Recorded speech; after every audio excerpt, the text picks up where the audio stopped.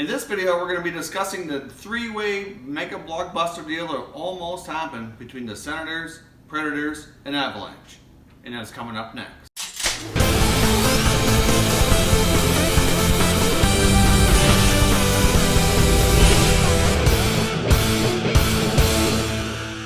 Hey everyone, welcome back to another video here at Top Shelf Hockey. If you're new to the channel and you like keeping up with all the latest hockey news, stats, buzz, and analysis, then click that subscribe button so you don't miss any future videos. Alright, diving into today's content, as many of you probably heard over the weekend here between Friday evening into Saturday, there was almost a blockbuster three-way deal involving the Sens, Avalanche, and the Predators, which would have seen Matt Duchene going to the Ottawa Senators, Kyle Turris going to the Nashville Predators, and a variety of picks and prospects going back to the Avalanche. Obviously, it's been highly reported that Ottawa General Manager Pierre Dorion has been aggressively pursuing Duchene for quite some time. He's been interested in bringing the forward in for probably at least 1, if not 2 years, and really since training camp started, it's been reported that he's been aggressively pursuing like never before. Obviously, this would be a big boost to the Sens in some ways, but in other ways, not so sure. Obviously, with Kyle Turris' contract being up right now and an extension needed to be negotiated with the pending UFA, that certainly complicates things. So I'll give you my thoughts, my analysis on both of those items and whether or not this makes sense.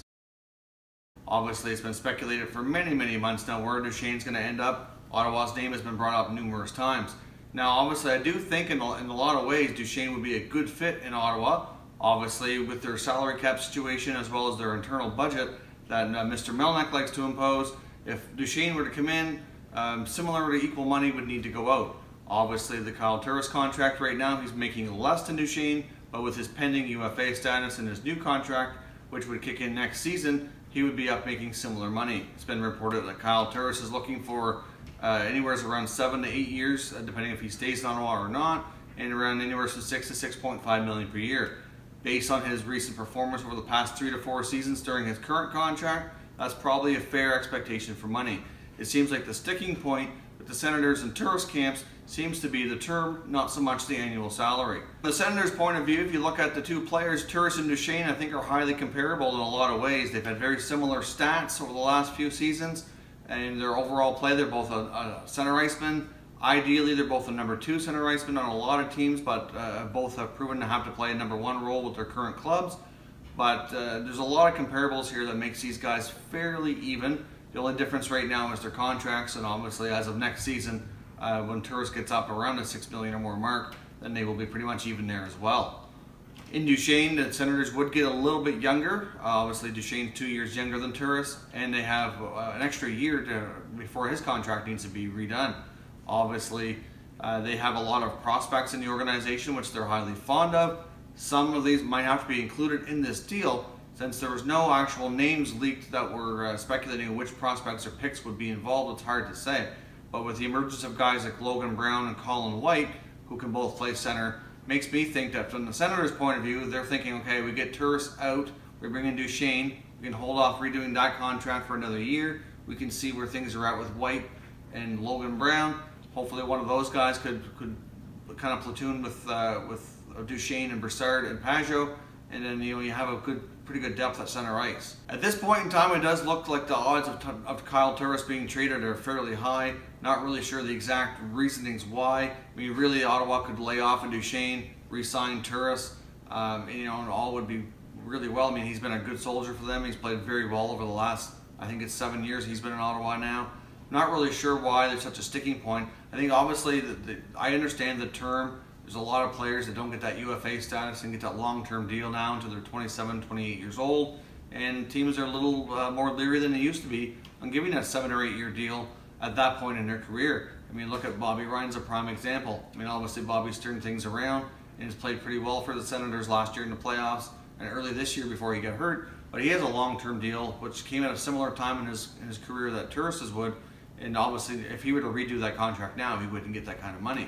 So I can understand why they're hesitant, but at the same time, they need to get this figured out because it's becoming a major distraction to the team, and I'm sure that Turris' play is going to be impacted as well as his teammates. It does seem most likely, though, that if a deal like this is going to happen and a third team is going to have to be involved, it doesn't seem like the Avalanche are really all that interested in Turris, considering he's going to be a UFA, and what his status is, I don't think it makes sense for them. They're looking more for defensive help and prospects and picks.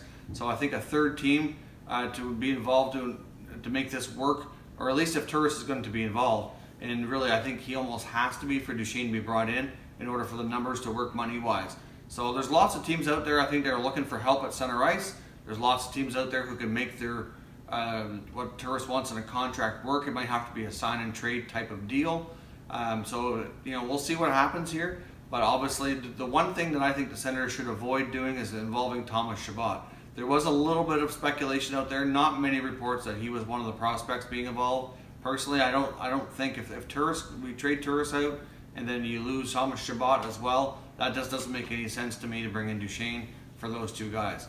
So obviously, they have lots of other prospects though that have shown that they can play at the NHL level, and they have a lot of forwards that are going to be looking for spots here in the next 1 or 2 years. So they do have a lot of guys they can move out that are young, fairly top high-end prospects that can meet the needs of the Avalanche here. They really should be looking to include a defenseman as well. They have too many defensemen that can play at the NHL level, and they can't all get enough playing time. They're currently carrying 70 on their roster, and they also have a couple more down in the minors in Belleville who can play at this level as well. So obviously, if they can include maybe a defenseman and a draft pick, and maybe to Colorado, bring in a third team who might be interested in Turris, bring back Duchene, overall that wouldn't be too bad a deal for all parties involved. But I'm curious to know what everybody thinks out there. Obviously, this is a deal that didn't happen, so obviously we can all kind of speculate on what could be. And it's also interesting to note that obviously Ottawa and Colorado are both heading to Sweden. They both leave tomorrow, I believe it is, and they're going to be over in Sweden playing a couple of games against each other. So obviously Joe Sakic and Pierre Dorion are going to have plenty of time to discuss this further, and we'll see what something happens. Wouldn't completely shock me if something happens while they're over in Sweden. I mean, obviously they're going to have plenty of time to get this done, and it seems like Pierre Dorion is pretty hot and bothered to get this completed. So we'll see what happens. So I want to hear all your thoughts out there. What do the Sens fans think? Are you guys excited, sad about Turris? I mean, for me personally, I think it's a little bit of mixed emotions. I think Turris has been a great player for the Senators, but I think Duchene could be good as well. Same time though, at least with Turris, you know what you're getting, whereas Duchene's been in an awkward situation for a long time. And I think in a better situation, his production could be better. But at the same time, you don't want to get to that point where you bring in another high-profile player that ends up being overrated, and then you have that letdown with another contract up in a year, and you really don't get any further ahead. So let me know your thoughts out there. What do you guys think of this potential trade? Is it going to happen? If so, what do you think the Senators need to include in this package to get the deal done? And as a Sens fan, do you even want Duchene coming to Ottawa? If you like this video, make sure you smash that like button. Make sure you leave some comments down below to give me your thoughts on the trade. If you're new to the channel, hit that subscribe button in the middle of your screen to keep watching Top Shelf Hockey.